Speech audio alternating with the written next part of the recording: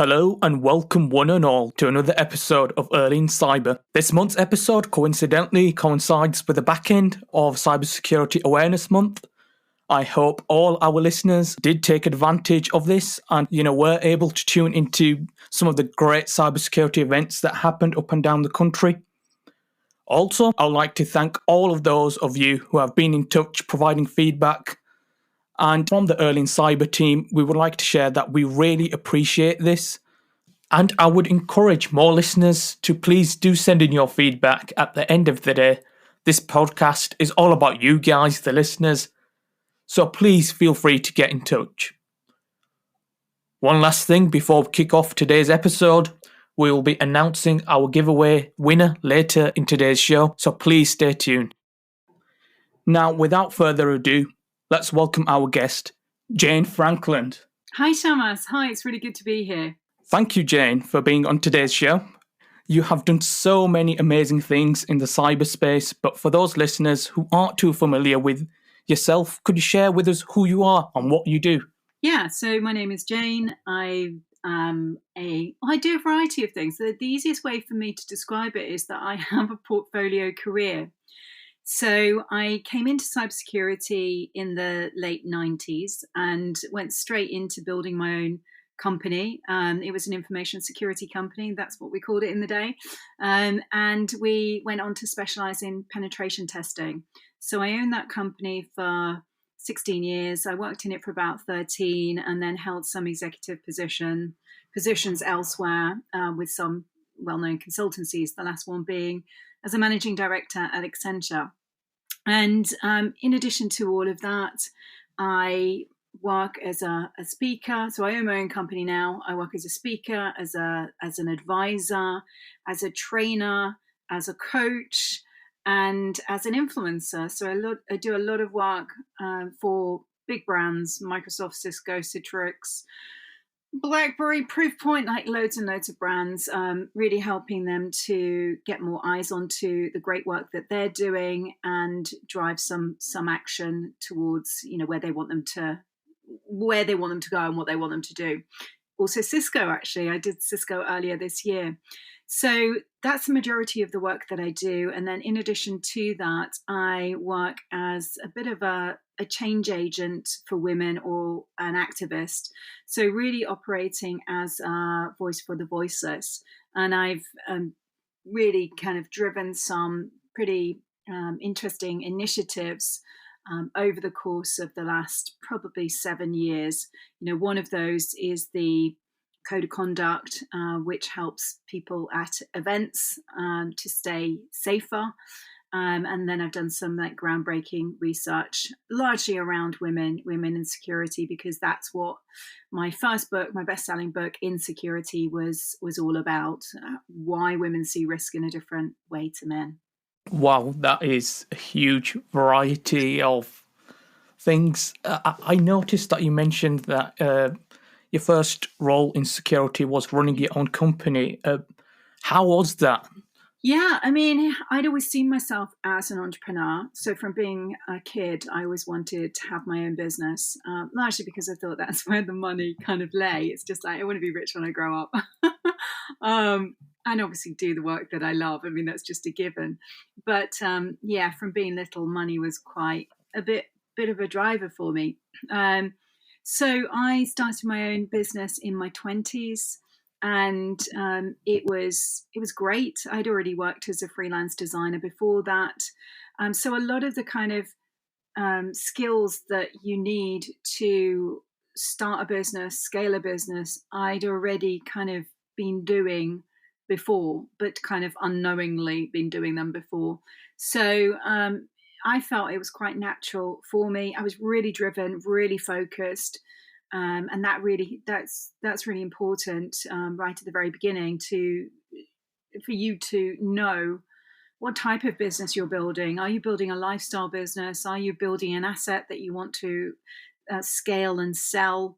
What do you want? What's your intention? So my business partner and I knew that. We were really clear on that right at the very beginning, and we just got to work. We stayed really focused, built an incredible company, a global company, and yeah, the rest is kind of history. I wanted to touch upon how it seems that cybersecurity wasn't where you started your career. And for those listeners Yeah. who, might be in the same position thinking that they want to transition, how did you end up starting a cybersecurity company? Well, for me, so my background was art and design. So I've got a degree in woven textile design. And for years, actually, being in security, I would duck that question because I felt quite, not ashamed, but maybe a bit embarrassed about it because it wasn't anything technical. I felt, yeah, there was a big kind of pressure to conform to, yeah, a belief which is just ridiculous, that you need a technical degree in order to work in cybersecurity. The industry is so diverse; you can come in from any discipline, and you certainly don't even need a degree to get into the industry and do well in it.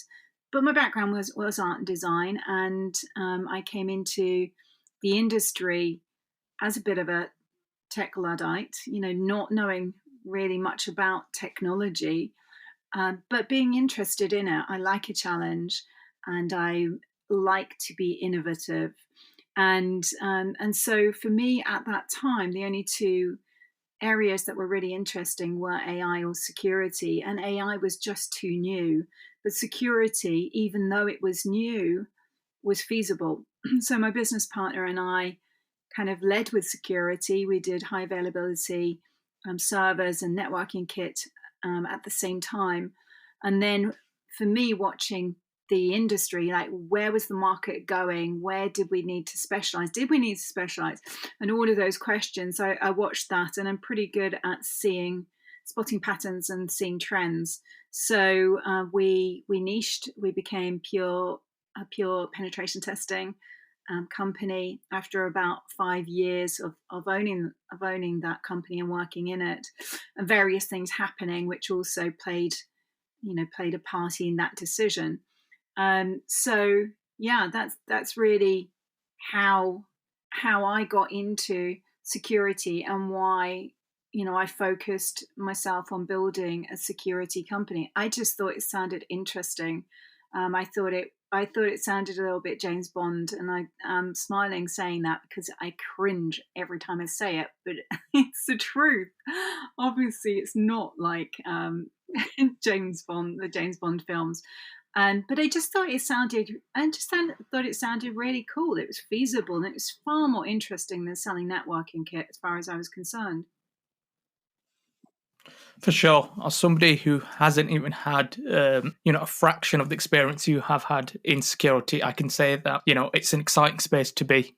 Yeah, always changing, always changing. It's so dynamic. I mean, that's the one thing. If you like progression, if you are good with change, embrace change, I think then it's a great industry to be in, because you're always going to have to be learning, even though some things, and sometimes I get frustrated with it, because I can look back 20 years and kind of say, well, it was the same thing 20 years ago. We've not really progressed that much, even though it can feel like that. And even though I will sometimes say that, there is an awful lot of change going on. So much new tech, so many different threat actors coming at us. There's just so much change going on. Nothing really ever stands still. Definitely. It will keep you on your toes. And I think that's the most exciting element, that no 2 days are ever the same, and they never will be. Yeah, yeah. And it's tough because of that. It's tough because of that. You're always going to have to be continually learning, continually watching out what's happening, what's going on. So it's not for everyone. But if you like that, then it's a great industry to be in. So, on the back of that, I wanted to ask, with the continuing learning, Yeah. have you ever considered doing a cybersecurity related degree or that further education? No, no. The only continued education I considered was an MBA, and that was 20 years ago. I just had my My daughter, and I thought it might have been quite good. My experience is in on the business side of things, so building companies, building teams, as opposed to being a consultant. I do advise companies, but I'm not. I've not grown from being a hands-on consultant practicing cybersecurity. That's not who I am or what I do. I build teams and companies, and I do a pretty good job of that. That sounds like quite an exciting job role, but I guess at the same time, it goes to show that you don't need a technical background to dive into security, or there's other opportunities out there from your typical penetration tester or incident response manager. Yeah, there are loads and loads and loads, and more are coming. As we evolve and as the human factor becomes so much more important. I mean, it's always been important. People are the foundation, of security. Really, it's not an IT discipline; it's a business discipline, and that's where it should be placed. But it's not. So the fundamental starting block, I believe, is people, and the human factor is such an important domain for people to understand. Definitely, definitely. So you mentioned how you advise other companies. I wanted to ask, would it be possible if you could share with us perhaps a story from that job role? Well, it could be supporting the executives. So really sharing with them, what trends I'm seeing out in the industry, just helping to support them in the roles that they're doing. So I might be working with a chief operating. It could be a COO. It could be a CEO. It could be a chief commercial officer. And helping them with sometimes their people management. Their leadership skills, their strategy, like where to move their attention, focus their attention to, all of the things that are required really for building and scaling a company. So that's something that I will do, and I might give them an hour of my time a week. It could be more than that. Equally, it could be helping them to get more focus on the work that they're doing. So that's really kind of moving into more of the influencer or ambassador role that I fulfill. It seems like you work with some pretty prominent figures then, and it must be quite daunting as well. How do you overcome working with CISOs and CEOs? Yeah, well, they're just people. I it's so funny because I'm not I don't feel daunted by them at all, because I've mixed with them for a long time now. I remember the first time I did feel daunted in the company of CISOs, and it was when I'd been invited to be on the board of Club CISO, which is still in existence now.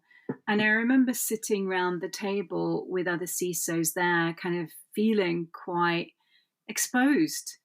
I was going to say afraid, but I did feel a bit afraid. I felt maybe a bit like an imposter, like, why am I here? What value can I add? All of those normal things that all of us feel, no matter our level, as human beings. Like, give me a person who doesn't feel any of those things at some point in their career. Why am I here? Why did they pick me? What value have I got to offer? And all of those things. And I remember kind of sitting there feeling really conscious of the imposter that I felt. And then the longer the meeting went on, the more the meetings happened, the more I realized actually they weren't just the same as me, and I could add so much value, to the group. So the more I mixed with CISOs, the more I realized that, I was one of them. I felt one of them. I felt a peer. And speaking, I do many speaking gigs, or I have done many speaking gigs. I'm not speaking too much at the moment, but going on panels or being at events, mixing with them, coaching them, because I'll work as an executives coach and coach them and train executives, train many CISOs. They're as far as I'm concerned, they're a peer. They can they can teach me things and I can teach them things, but I can add an awful lot of value to their world.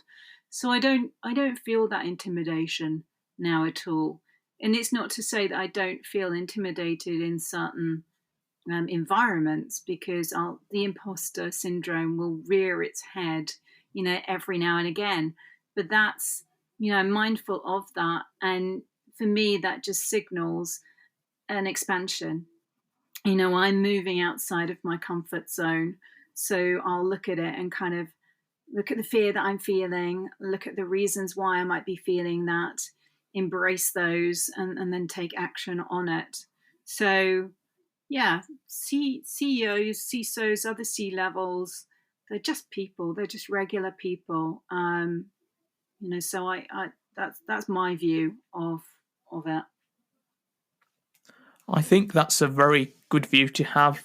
Personally, I've being a junior consultant, I think working with senior people, you do feel a bit nervous or daunted. It feels very daunting, and I think that advice right there, that at the end of the day, they're just people, and I guess once upon a time they sat where you were sat. It's a good mindset to have. It really is. They're no better than you. You're no better than them. It's so treat everyone, be genuine, and treat everyone with positive regard. Treat them well. I always like to treat people how. I say I like to treat people how I treat myself, but sometimes I can treat myself pretty horribly. And I would not treat other people sometimes how I treat myself. But I treat people with respect, and I always try to help. So I call myself a servant leader. And as part of that, as part of my desire to help someone, that also I'm also a someone in that whole equation as well, which is something that I realized later in my life. I'd always wanted to serve, wanted to help, be helpful, and then I realized actually, I needed to actually help myself in the process and remember myself to take care of myself, as opposed to just taking care maybe of other people. So that kind of came later in life for me. And now I think I have a bit more of a healthy balance, although, my tendency is typically to put other people before my needs. So I'm aware of that.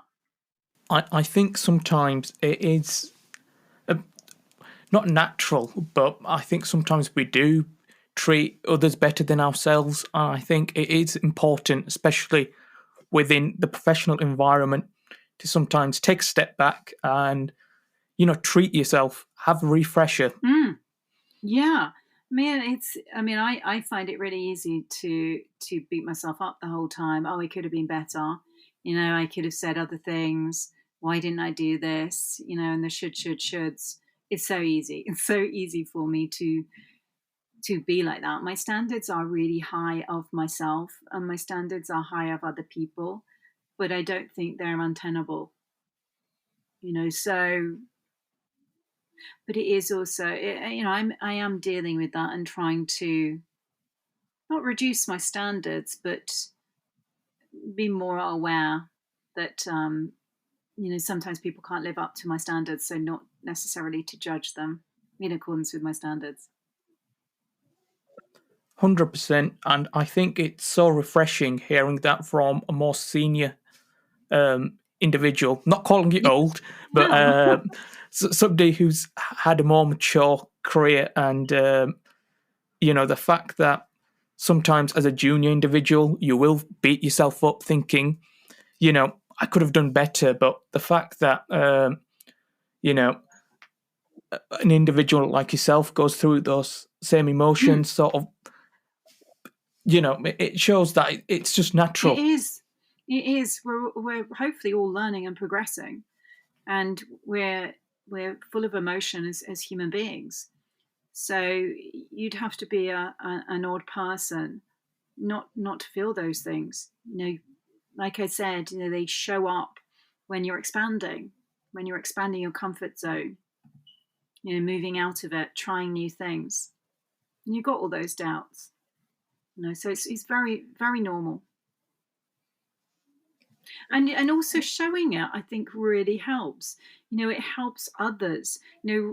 Sharing the vulnerability. I mean, we hear all about that, but it's not very often you actually hear from others. You hear from others that you need to show your vulnerability, share your vulnerability, but often you don't actually see that in action.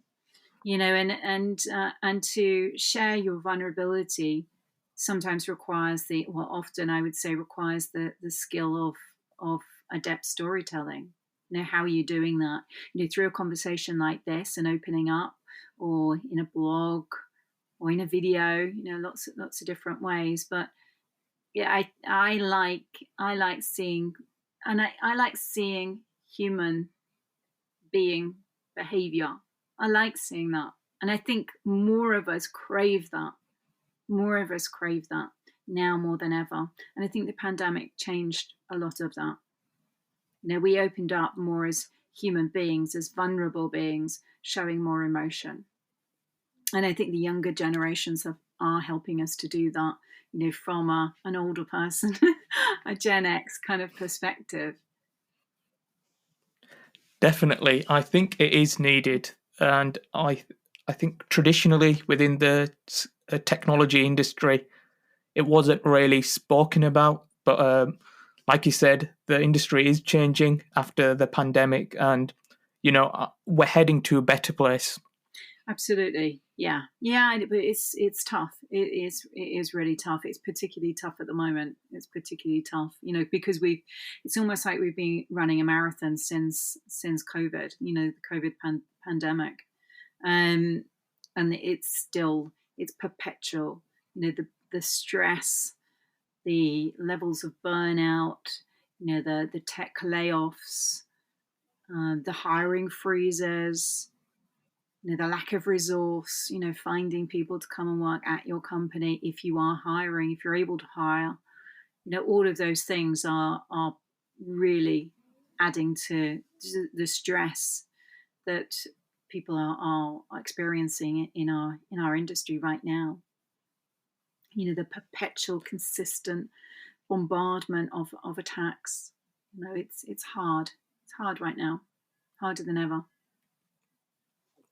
Do you have any words of advice then for those who are, facing these stresses, and how you would overcome them? Yeah, I mean, I wrote a blog actually on this. I'm going to put it on. I'll turn it into a resource on my website. My blogs are all on my website, and I've got some free resources.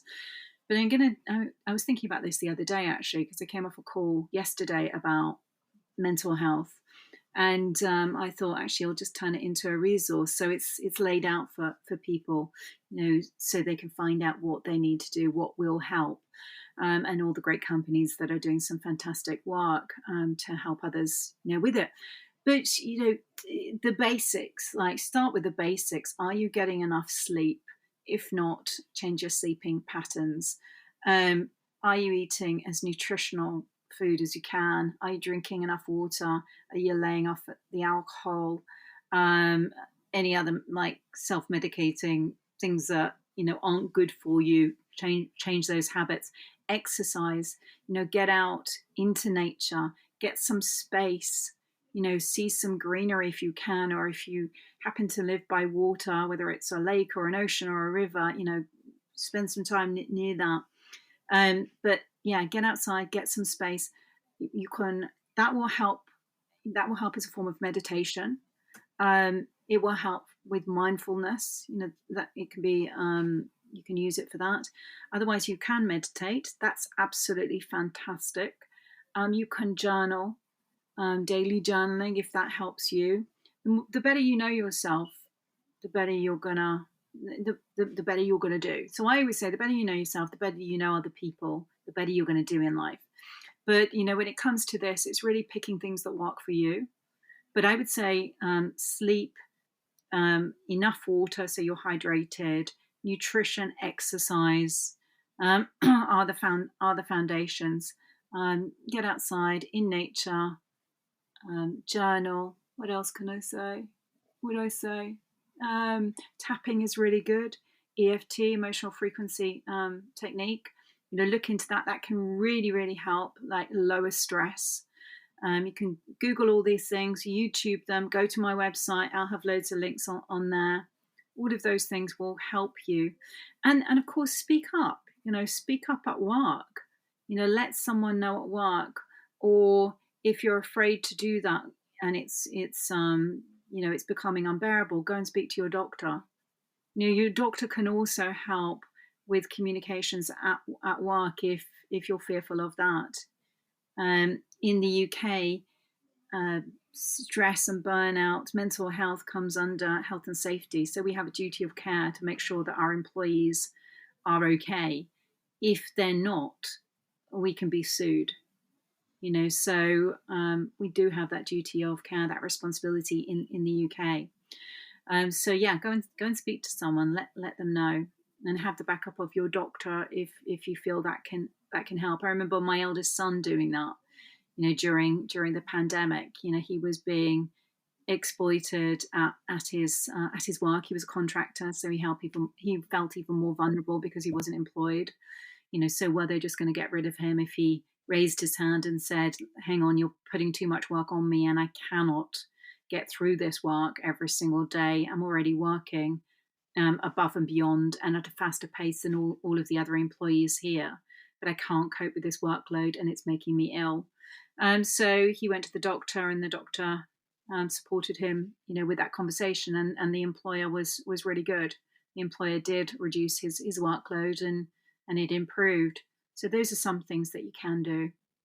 Thank you for that, Jane. Those were some really key pieces of advice there. So to all those listeners wondering what Jane's website URL is, I'll have that posted in the description of the podcast. So now moving on to questions that you guys have sent in for Jane. We're going to move into the Q&A section. So I hope you're ready, Jane, for some of these questions. Yeah. And away we go. So in no particular order, first question, what advice do you have for someone just starting their career in cybersecurity? Are there any specific skills or certifications you recommend acquiring? Yeah. So in terms of certifications, I would definitely look at ISC Squared certified in cybersecurity. It's pretty new, so definitely go and sign up for that. It's an amazing certification. CompTIA's Security Plus, that's a good one. Those are probably the two that I would maybe advise. Maybe a certified ethical hacker, but you probably need some experience before doing those. I'd really start with IC Squared certified in cybersecurity and CompTIA's Security Plus, those two, and then you can move on from there. You definitely need to familiarize yourself with topics like network security, risk management, incident response, encryption, as many domains as you can. But start with network security. That's a really good, that will build a really good foundation for you.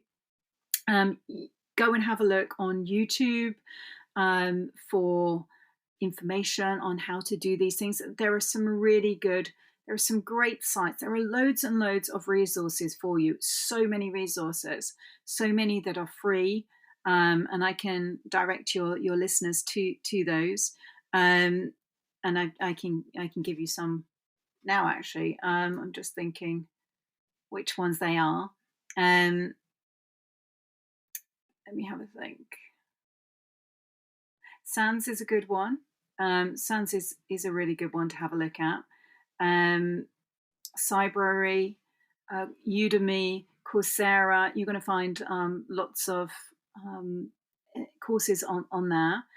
CyberSeek in the US is a really great online tool because that provides detailed, actionable data about supply and demand in the cybersecurity job market. And it's also got career pathway information on it.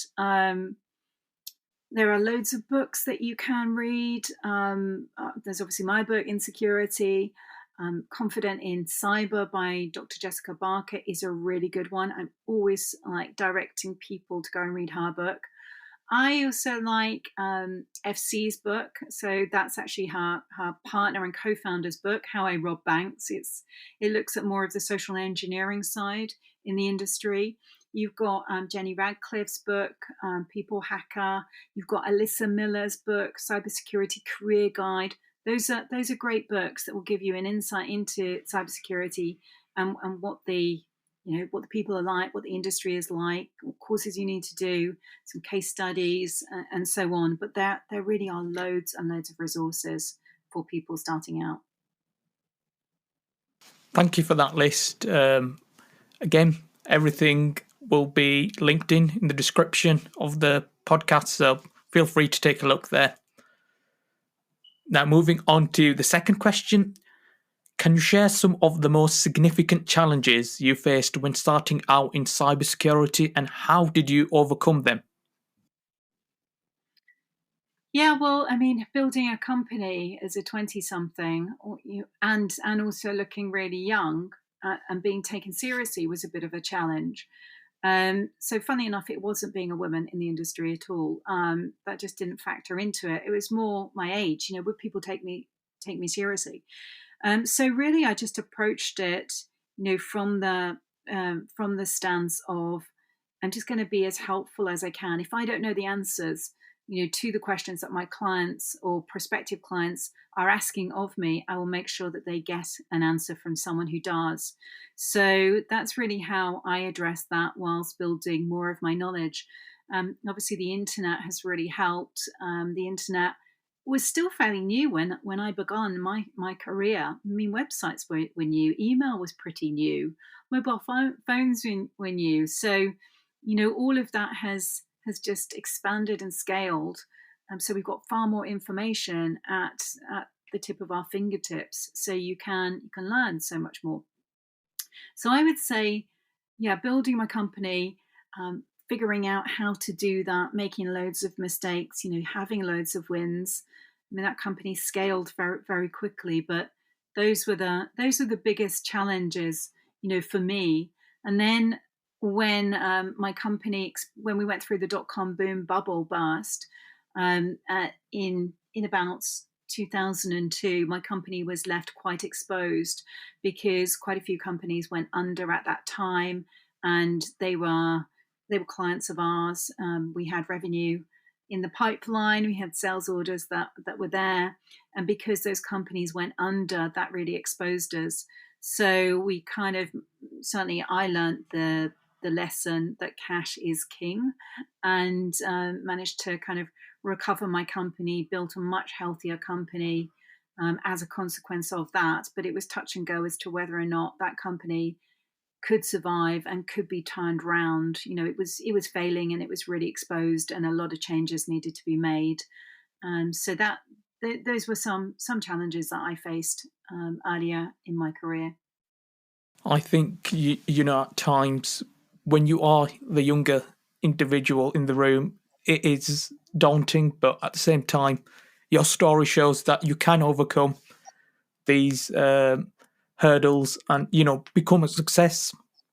Yeah, absolutely. I mean, it's funny because nowadays I don't come across many 20-something-year-olds starting a company, and even just reflecting on that, were there more in those days? I don't know. Was that something of my generation? Maybe we had more of an appetite to do that. I don't know.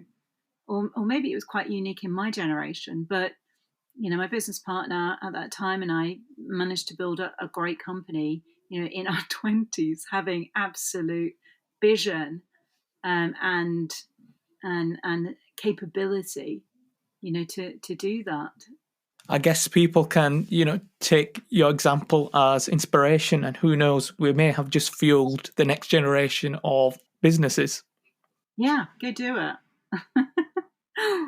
Now, moving on to the next question. what are the key trends and emerging technologies in cybersecurity that newcomers should pay attention to? Well, it's got to be AI as far as I'm concerned.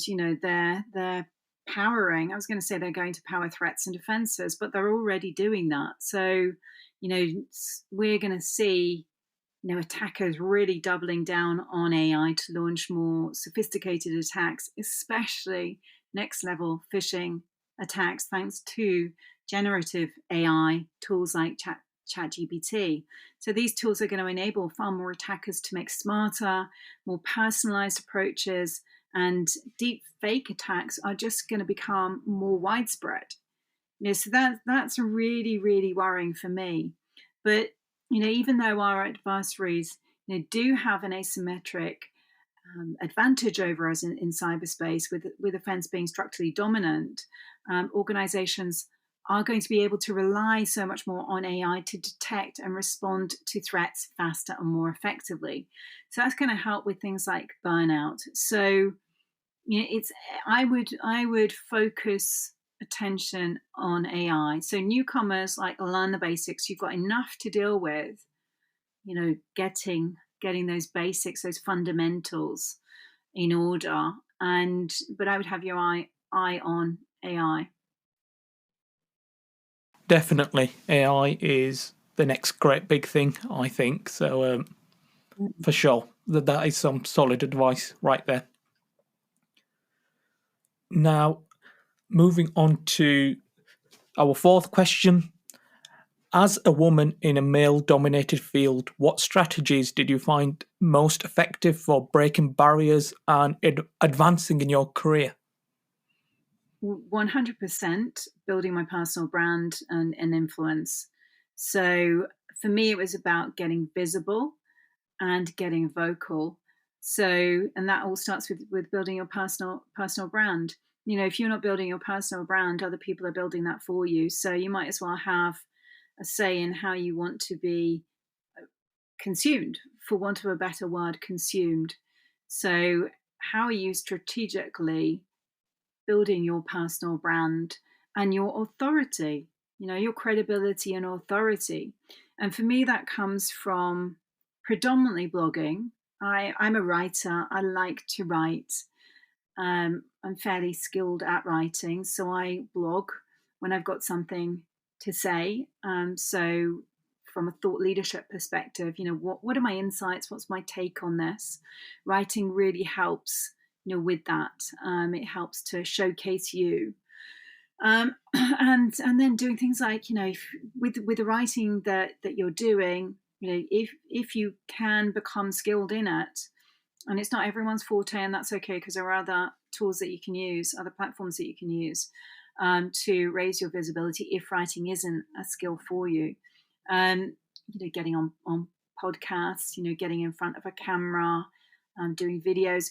If you're not invited to do those things, which most of the time you're not going to be invited to as a newbie starting out, you create those yourself, just like you're doing, Shamas. It's exactly as you're doing. You're building your personal brand, you're creating a podcast, you're interviewing people along the way. You're going to learn loads from that. You're going to make new connections, which is going to be, they're going to be invaluable in terms of your career. And building solid relationships is another great thing to do. It's absolutely crucial for you to do. And yeah, the relationships need to be solid. It's not a case of having loads in your network. So it's not a case of just having numbers. Like, I've got however many hundreds or thousands of people who are following me or I'm connected to. It's about the quality of the relationships that you have, with those people. Can you ask them questions? Can they introduce you? Can they sponsor you? Can they mentor you? All of those things. That all starts with your personal brand. So I would always focus my attention on building my personal brand and my influence, my authority, and my network.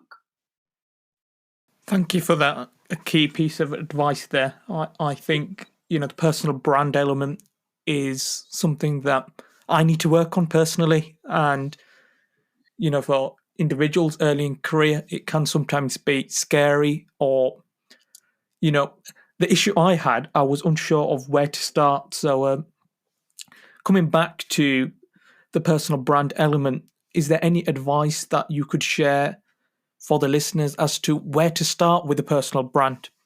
Yeah. Yeah, absolutely. Start with LinkedIn. Start with your LinkedIn profile. So tidy that up and make sure it reflects who you are and what you do and what you're interested in. So often, I think of grads coming out of university. I think of, my kids, and they will say to me, well, how do I do that? Where do I start? Start with your profile. So start to build out your story on your LinkedIn profile, and have a look at mine. Mine is created and told as a story, and you can build your LinkedIn profile as a story, like I do, showing your credentials, your authority, your expertise, your interests, your values, what drives you. Or you could, build it almost like with bullet points. So, what your values are, what your mission is, what your interests are, and things like that. Or you could just use it as a typical extension of your CV, because that's what LinkedIn was built, to do, and still works very effectively, at helping people be connected to jobs. So making a good match between people and jobs. So I would always start with LinkedIn, make sure it's filled out, it's comprehensive, it's really, really clear. And then I would start to either exercise your authority through writing, or doing as you're doing, interviewing people, like building a podcast. There's no reason why you can't do that as a newbie, as a young person in the industry. Thank you for that support. And to all those listeners who want to start a podcast, go for it. Even myself right now, there is a bit of imposter syndrome, but with the time and confidence, you can overcome these things. Yeah, absolutely. Yeah, absolutely. It's just a skill, and you're learning it, and you'll hone your skill. You'll get better at it. But practice makes perfect. It's the golden rule, isn't it? Practice makes perfect. Definitely. I'm in no ways perfect, and as I'm sure the listeners can tell, this sometimes the podcast is a bit ad hoc, to say the least. But fingers crossed, as the months carry on, the podcast will continue to improve. But I guess with anything in life, there's always room for improvement. Yeah, absolutely. It's constant, continued improvement. Right. We're nearly there with the questions, just 4 more to go. So moving on, how important is networking in the cybersecurity industry, and what tips do you have for building a strong professional network for one who is early in career? Yeah, it's absolutely crucial. It can help with your career opportunities, with mentorship, with knowledge sharing, and staying ahead, with industry trends. So absolutely focus your time and attention on it. And it is going to take time for you to build, a solid professional network. It's going to take effort. So be proactive, reach out to people.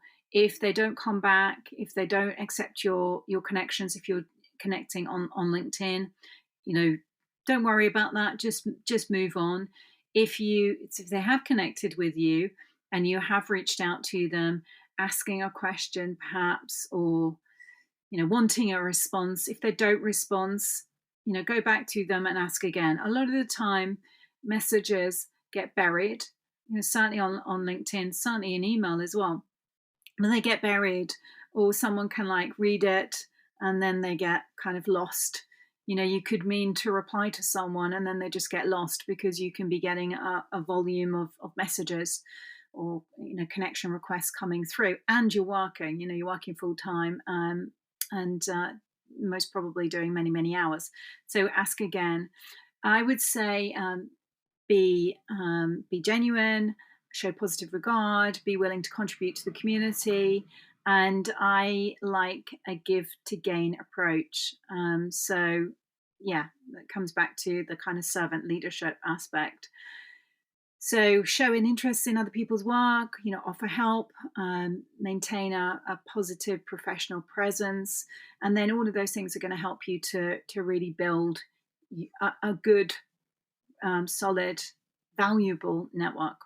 Thank you for that. Moving on, are there any particular resources, books, or online courses that you would recommend for someone looking to enhance their cybersecurity knowledge and skills? Yeah, we kind of answered that beforehand. So I spoke about Cybery, Udemy, Coursera, Sans. There are loads more. Definitely go to my website and look for information on that, because I will be posting about that soon. CyberSeek I mentioned earlier. They're really good, but only available in the US. Read my book, Read Confident Cyber, How I Rob Banks, People Hacker, Cybersecurity Career Guide. Those all get you started if you've not read them. So they will give you a good insight into the industry and the people who work in it. For sure. And again, this is another question that probably was touched upon, but don't want to leave any out. So, what are some common misconceptions about cybersecurity careers, and how can early career professionals avoid falling into these traps? One is that you've got to be a tech wizard or a super brain. And also, I'd like to say, yeah, you've got to be a super brain to work in this industry. That's not quite true. There are plenty of idiots working in the industry, just like everywhere. People are people. So, you don't have to be a tech wizard. Tech skills are important, and they're important for some domains more than others. So some roles you're going to need them, without a question of a doubt, but you're not going to need them everywhere. There are some domains where you don't need them at all. So you don't have to be a tech wizard to be in this industry. It's so diverse. There are so many domains that can be applicable to you if you don't see yourself as being a techie. So it's really important that you identify your strengths, your interests, you specialize in an area within cybersecurity, whether that's network security or incident response or threat management or risk management or any of the others that are there. That's what you need to do. Being able to code, it's an extension from being a tech wizard. You don't need to be able to code. Again, there are some domains where it's going to be advantageous that you do, like pen testing, for example, secure software development. But you don't have to be a coder. You don't need a college degree. It can be beneficial, but a lot of places don't insist on that, so it's not a strict requirement. You can do apprentices in order to get into the industry. You can come in having had experience, so like transition from another what's the word, employment. I'm just trying to think. You could come in from the military, for example, so you could have had a great career in another field, like the military, like the police, as a teacher, as a florist, like I did with my art and design. I worked as a designer before. So you can transition from other fields. The other thing is, I would say only guys do it. Whilst guys, men are the majority in the industry, we are improving. So we're not balanced yet in terms of gender. And we're not even at a tipping point, or we might be, according to some sources, we might be at a tipping point. But I think that we're hovering about the 20% gender balance not gender balance, but gender mark for women. So we've still got a little bit of a way to go. But women can and do do really well in this field, and we need more women. It's vital that we get more women into male-dominated industries like cyber. And the other thing I would say, touch on, is that you're going to earn loads of money. You can do really well in this industry and you can earn loads of money, but that takes time to build. So don't think that you can come into the industry and get huge salaries, because that's not going to happen. If you want a huge salary, then you're going to have to be do really well at university, be really, really smart, and probably go down the investment banking route. That's where you're probably going to earn loads and loads of money pretty much from the offset. But you're not going to do that in security. And some people do come into this industry expecting huge salaries. You can do well, can do really, really well. Thank you for sharing that. And I think, all of those misconceptions were nicely addressed, and they're definitely misconceptions that quite a few of my early career colleagues had. So, thank you for hitting the nail on the head there. Oh, it's my pleasure. Now, last but not least, can you share a memorable experience or project from your early career that taught you a valuable lesson? Okay, so a memorable experience that I had in my career, I would say it was really early on. It wasn't in security, actually. It was probably my first job, where I learned about self-promotion. I naturally thought someone would be aware of my talents and skills and contribution, how well I was doing. And although, I might look back as a leader and say, well, this should have been, and I shouldn't have needed to kind of self-promote and push myself forward, I really needed to. So it was really learning to make sure that my leaders were aware of what I was doing and how much I was contributing. And I think a lot of the time I'll speak to younger practitioners who want to be promoted in their companies, and they're not engaging with their leaders and letting them know how, what their contributions are, like how well they're doing. They're not gathering that evidence at all.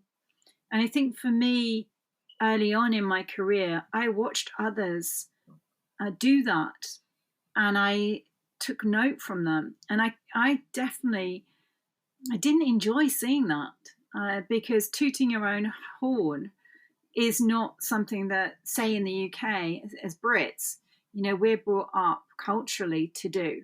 In other countries, I'm thinking the USA, they're great at it. They're brilliant at self-promotion and tooting their own horn, but definitely in the UK, we're not.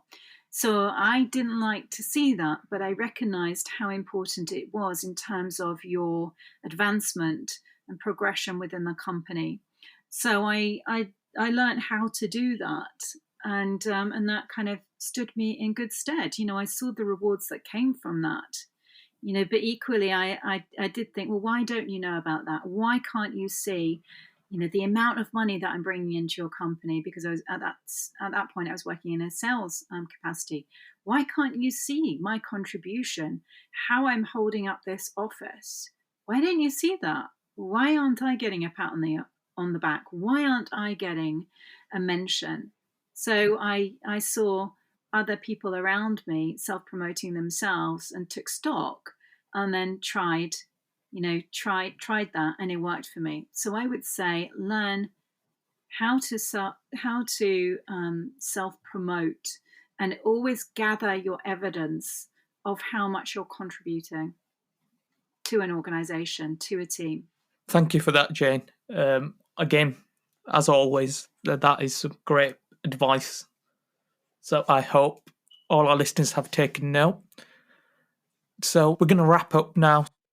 Once again, I want to thank you, Jane, for your time today.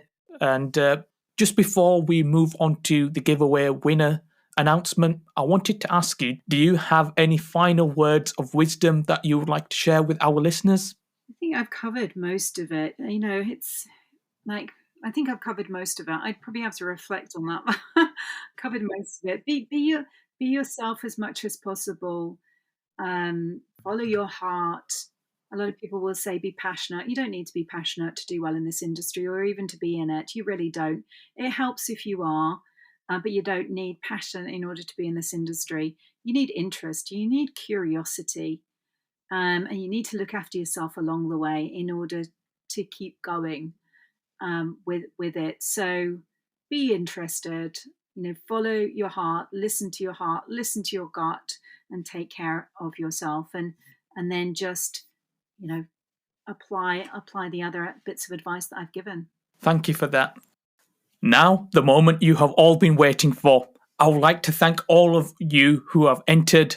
Don't worry if you haven't won this time round, there'll be plenty more giveaways in the upcoming future. But I'll hand over to Jane, who will do the honour of announcing the winner. So the winner is, drumroll please, Colleen Forsyth. Thank you, Jane, and thank you once again to all of you listeners who participated. I would like to ask Colleen to reach out to us so we can get this book posted over to you. Next episode, we'll be having the amazing Aaron Dowdswell. He has had over 10 years of experience in the penetration testing industry. He's a principal consultant and a CISO, so please stay tuned for that and send in your questions. Thank you once again to Jane. Take care and see you all soon. Thanks.